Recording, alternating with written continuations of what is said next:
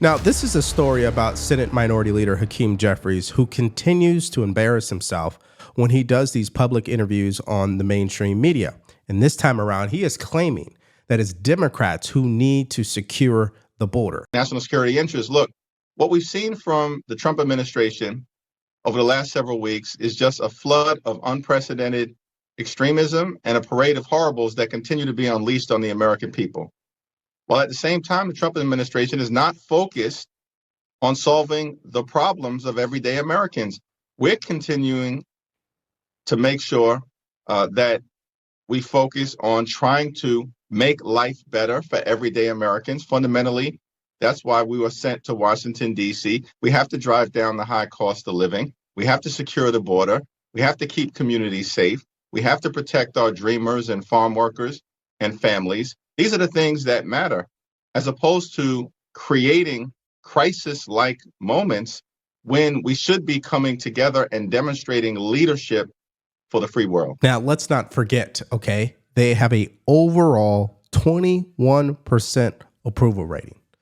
So when he makes the claim that they were sent to Washington to drive down the cost of living and to secure the border and to make our neighborhoods safe, yeah, I think you guys missed the boat on that already. I mean, this guy sounds like he's still living in 2024, and I think that is a problem for them, which is why you still have some Democrat influencers saying this. Democrats have some bad facts, and the bad facts are some bad policies. They want to pretend that their economic policies and their immigration policies and their crime policies are working.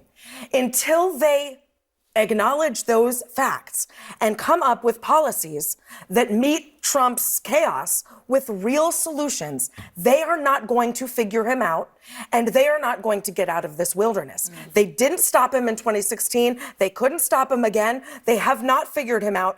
It's policy. It's not the messenger. It's not whether they swear, whether they get heated, whether they're polite. They've got some bad policies. Now, of course, the media, that isn't going to stop them from pushing the narrative that President Trump's approval rating is in the tank, and it's currently right now at 48%. This is according to CBS and according to CNN. Now, they have never been the most accurate pollsters. We know that. So I did my research, and I looked up Atlas Intel, who was the most accurate pollster from the election. They have Trump at a 50.7% approval rating. So that's just food for thought.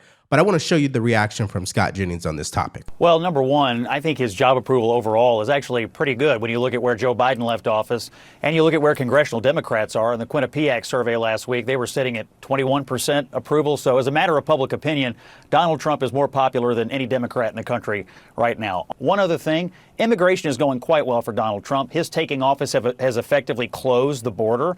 I'd also expect on Tuesday to him focus on that major success. I mean, we're having barely any border encounters at all now because people are not coming here because we have a new president who's quite serious about eliminating illegal immigration. Now, in case you didn't know this, the number one issue still, according to Atlas Intel poll, is immigration. That's still the number one issue for Americans, then the economy. The bottom line is he's already knocked that first part out of the park, right? He's already done a great job on immigration. Now the economy, we need time for it to work, but he needs Congress in order to make that happen. He can only issue so many executive orders. We know that. I tell you guys all the time. Congress has to catch up to the president. Now, I want to hear what the opposing side has to say about all this, and I don't think you're going to be surprised.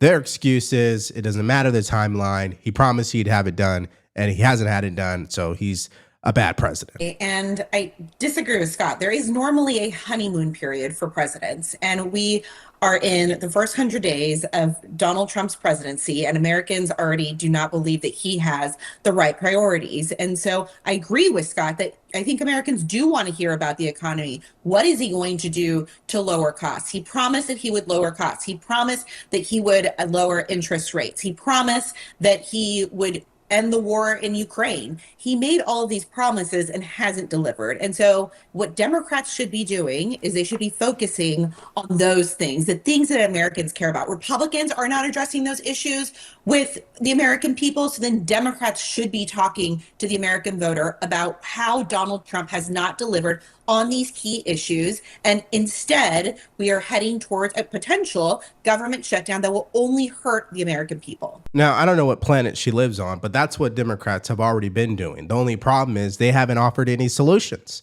So you could keep bashing what President Trump is doing. Americans will just tune that out. What they don't hear from the Democratic Party are solutions. It's amazing to me, by the way, we're having this debate because Joe Biden was president for 4 years and ran the country off into the ditch, and that's why Kamala Harris lost the election. And now Donald Trump's been president for about 5 minutes, and Democrats are like, well, my gosh, why isn't somebody fixing all the problems we caused? I just don't think voters are that silly, really. I mean, I think they take a longer view of this. His report card will ultimately come in the midterms, which isn't until next year. Until then, he's got to get the Republicans in Congress to come along with him on this reconciliation plan, on extending and making permanent the tax cuts. And then the American people are going to give it a chance to work. But the guy took office in January, and he's trying to unravel a mess that was 4 years in the making. I think he's got a little more leash than maybe you're giving him credit for. And that's why when I showed you the clip at the beginning with Hakeem Jeffries, it just shows you how lost they are, because he is the Senate minority leader. He's at the top, him and Chuck Schumer, and they just don't have any answers right now for President Trump. And I would say that's a good thing for us, clearly. So I guess the question is, what is the Trump administration doing to bring costs down? And the best person to hear that from is the Secretary of Treasury, because he understands financially the direction of this country. And of course, not only is he going to deliver the answer, but he's going to call out base the host nation host, because we know when Biden was the president, they refused to say that the economy was an issue, the border was an issue, and that working class Americans didn't know what they were talking about. What I find interesting is for the past year and a half and during the campaign, most of the media said, oh, the economy is great. It's just a vibe session. Now that President Trump's in office, there's an economic problem. And I'll tell you what the problem was. We were pretty straightforward on this program. Well, I haven't seen this program, but in general, this idea that working class Americans didn't know what they were talking about. They didn't know their lived experience. They didn't know what their pocketbooks were feeling. And I'll tell you, President Trump was elected. One of the reasons was the affordability crisis, and we are setting about doing that. So after 4 years of disastrous policies, we're running these gigantic deficits that led to the affordability problem, massive government regulation. So what we had was a demand shock from the government spending that was met by supply constraints with overregulation. So we are in the process of deregulating, which will free the supply side, and we are cutting back the government spending. Can I share a quick story about the show? We do this Monday through Sunday, 7 days a week, and the secret behind our success is one thing: me getting quality sleep. You see, a good night's sleep isn't a luxury, it's a necessity. Poor sleep affects everything, right? Your mood, your health, your energy levels, and your focus. This is why I use a product called Momentous Sleep. It's a combination of ingredients that is designed to help me get deep sleep, relax, and support cognitive function. And it's convenient. It comes in a pouch, right, that you could take 30 minutes right before going to bed, which is what I do. It helps me sleep great at night. And by the way, it is NSF certified. What does that mean for you? No harmful additives. It's trusted by pro athletes, and it's just science-backed ingredients. So head over to livemomentous.com, use promo code DeVory, and get 20% off your order so you can wake up in the morning feeling refreshed and ready to win the day. All right, so let me give you another update about this other story. Now we're talking about individuals on the right, and this is Attorney General Bondi. She's continuing to get backlash, okay? Every single day, something else comes up, and it's to her own doing. Because earlier, she had an interview on Fox News, and she provides an excuse about what happened. Let's hear it, and I'll let you know what I think. You have been doggedly trying to get all the information, and now we learn, thanks to you, that you've been stonewalled by people in New York. Do you want to explain that? Yes, Mark. So as you know, we released about 120 pages of documents, and I started asking for these documents right when I came into office and before Kash Patel was in there. So I ended up getting about 120 pages. We carefully redacted them, of course, to be sure the 254 young girls, women who are victims of sex crimes and sex trafficking, their personal information was redacted and out of there to protect them. So I'm going through it, and I kept saying, there has to be more. There has to be more. I'm assured that's it. Kash asked the same questions. Assured there's no more. I found out, this week that a source told me New York, SDNY, they're sitting on thousands of pages of documents regarding Epstein. Thousands. And of course, you've seen the very strong letter. We will get everything. We will have it in our possession. We will redact it, of course, to protect grand jury information and confidential witnesses. But the American people have a right to know. Now, I'm just going to tell you guys straight up, I don't believe anything that she says. It's that energy thing for me. I don't feel that she sounded confident whatsoever in what she said. That's number one. Number two, she used the word redacted more than actually the files and the FBI agents who, I guess, destroyed the evidence or withheld the evidence. And again, it just shows you she has no control whatsoever over this. That's what it really shows me. Of course, we know New York is a hotbed of the Democrat Party, and that includes in legal circles. Do you think that's part of the issue here, that they're trying to protect a lot of names and individuals? You know, Mark, I have not reviewed the information yet. And as a lawyer, as a prosecutor, I want to review everything before I make a firm conclusion. But I think it's very interesting that they withheld that from us. And I will find out who withheld it, and they will not be working for us anymore. Okay, I just want to show you my main issue with the Attorney General. It's when she was asked, hey, DOJ is going to release the Epstein client list, correct? And she answered as if, yeah, that's true, because the list is on my desk. Now, let's first cover two things. Number one, according to most people, that list has already been made public, okay?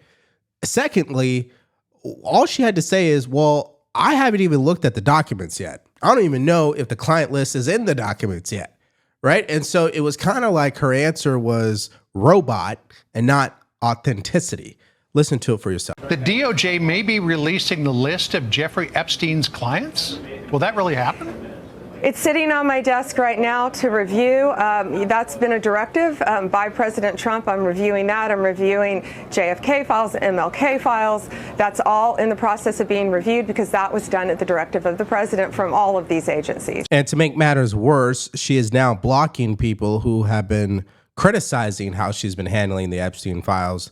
Obviously, the first person on that list is definitely Laura Loomer. And this is also developing where there are users on X accusing FBI Kash Patel of editing his post to remove keywords like Epstein file investigation, brought to justice. Let me read this for you.